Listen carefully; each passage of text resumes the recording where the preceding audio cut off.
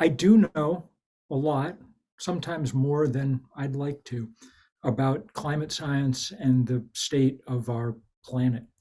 We're in a lot of trouble. When I wrote The End of Nature in 1989, I think the year that I had in my imagination was something like 2023, which, well, by June, the climatologists were saying we're now seeing the hottest days we've ever recorded on this planet. Our records in terms of thermometers go back about 200 years, but scientists are good at building proxy records from glacial cores and lake sediments.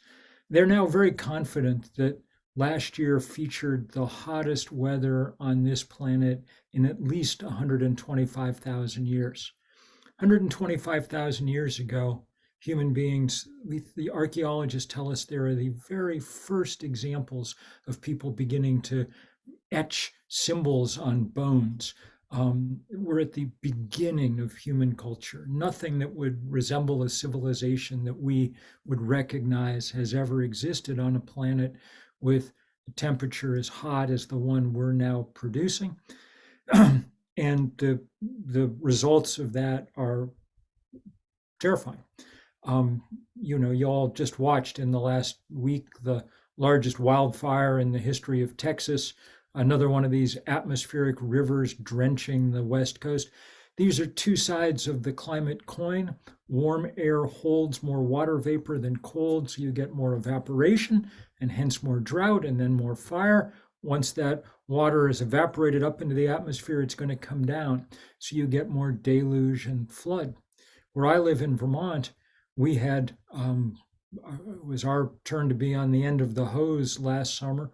We had the worst flooding in our history.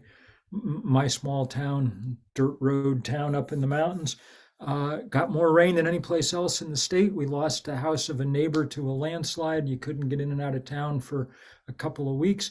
But, Vermont, like most of the United States, still has enough money to be able to insulate itself a little bit for the moment.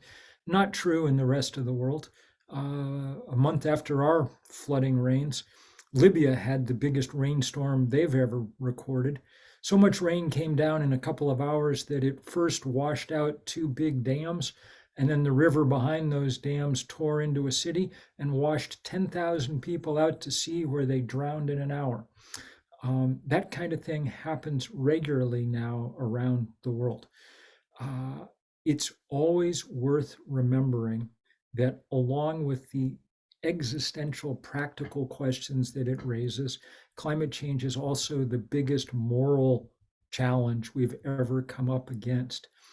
That's because the people who suffer the most did the least to cause it.